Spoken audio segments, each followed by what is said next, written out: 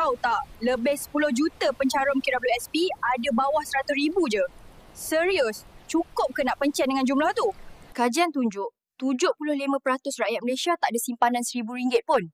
Kalau jadi kecemasan, serius, macam mana nak survive? Dengan inflasi makin menggila, kuasa beli duit jatuh teruk. Kalau harap KWSP je, confirm tak cukup untuk hari tua. Real talk, inflasi naik, duit makin lemah. Kalau harap KWSP je, memang tak cukup bro. Kena ada simpanan lain. Ramai tak tahu, harga emas naik purata 10% setahun sejak 25 tahun lepas. Lawan inflasi, emas lah jawapannya. Nak mula simpan emas, tak payah tunggu kaya. 1 gram sebulan pun boleh. Slow-slow. Nanti jadi bukit juga. Emas milik kita 100%. Tak boleh dipadam, tak boleh dibangkrapkan. Dan paling best, boleh diwariskan terus pada anak cucu. KWSP memang tak cukup. Emaslah penyelamat persaraan. Jangan tunggu lagi. Jom mula simpan emas dengan Public Gold. Saya guide.